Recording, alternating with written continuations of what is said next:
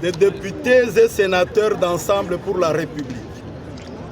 Nous, députés et sénateurs, membres du parti Ensemble pour la République, réunis ce jour, le 31 mai 2023, au Palais du Peuple à Kinshasa, pour évaluer la situation sécuritaire, politique et socio-économique du pays dans un environnement préélectoral, déclarant ce qui suit.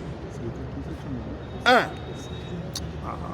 Constatons avec regret, sur le plan sécuritaire, la dégradation continue de la situation sécuritaire, caractérisée par l'insécurité généralisée, plus particulièrement dans la partie orientale du pays, je cite Ituri, Nord Kivu et Sud Kivu, le Grand Bandundu et l'est de la ville de Kinshasa, exposant ainsi le pays au risque d'implosion et de balkanisation.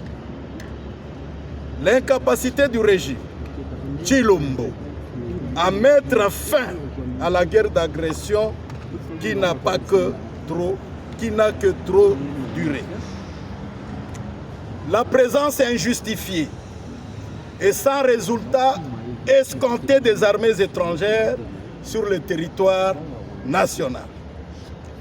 La présence de la milice dénommée Brigade spéciale de l'UDPS, Force du progrès à Kinshasa, et dans les provinces, en violation des dispositions de l'article 190 de la Constitution qui stipule, je cite, « Nul ne peut, sous peine de haute trahison, organiser des formations militaires, paramilitaires ou des milices privées, ni entretenir une jeunesse armée. » Fin de citation.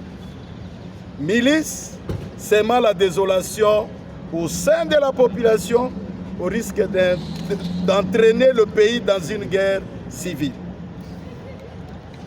2. Sur le plan politique.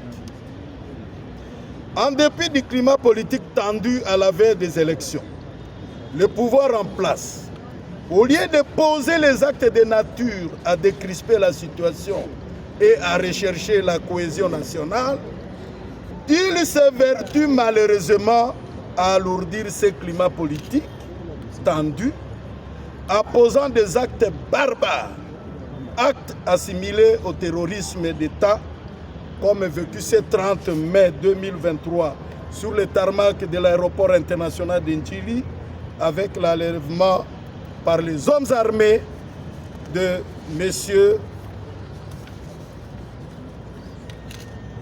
Salomon Kalonda Idi. Rappelons également les enlèvements en date du 21 mai 2023 de l'honorable Mike Mukebai à son domicile et l'EMS au Malanga au cadre du parti en vol lors de la marche politique de l'opposition du 20 mai 2023. Le refus injustifié aux leaders politiques de l'opposition de se déplacer librement à l'intérieur du pays. La répression sauvage des manifestations de l'opposition politique. L'obstination de faire un passage en force avec le projet de loi portant sur la répartition des sièges, fondé sur un enrôlement chaotique, un fichier électoral corrompu et audité dans les conditions on ne peut plus obscures, ce qui ne rassure pas les parties prenantes au processus électoral. L'instrumentalisation de la justice contre les opposants, le cas de l'honorable Jean-Marc Kabound et tant d'autres. 3. Sur le plan socio-économique. La situation socio-économique est plus que chaotique. Il suffit de faire le tour du marché pour se rendre compte de la hausse vertigineuse des prix des denrées alimentaires de base et de première nécessité. La dépréciation accélérée du franc congolais avec ses effets pervers sur le pouvoir d'achat des paisibles citoyens. De ce qui précède, nous, députés et sénateurs, membres de Ensemble pour la République, exigeons 1. La libération immédiate et sans condition de M. Salomon Kalonda Ididela, délégué général d'Ensemble pour la République. 2. Mike Mukebai, de Lems Omalanga et de tous les prisonniers politiques dont la détention contribue à l'aggravation de la situation. 2. L'arrêt des attitudes dictatoriales du régime de M. Tshilombo et le respect des droits civiques et politiques consacrés par la Constitution et les lois de la République. 3. La fin du culte de tribalisme, népotisme et de détournement des deniers publics, ainsi que le trafic d'influence comme mode de gestion. 4.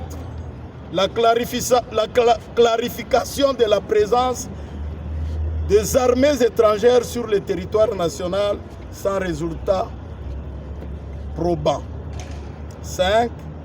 La tenue des élections libres, transparentes, inclusives et équitables dans les délais constitutionnels, avec une CENI consensuelle et une cour constitutionnelle composée conformément à la loi. 6. Un audit du fichier électoral par un organe crédible, indépendant, et non des individus sélectionnés à dessein par la CENI d'une manière unique. 3. Invitons 1. Le peuple congolais à être vigilant et à ne pas céder à la peur contre la dérive dictatoriale.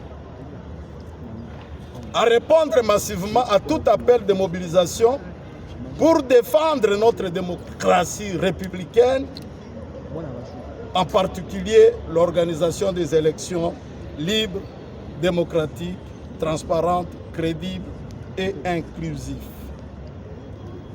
À sanctionner sévèrement l'échec cuisant du régime actuel au moment des élections à venir. B.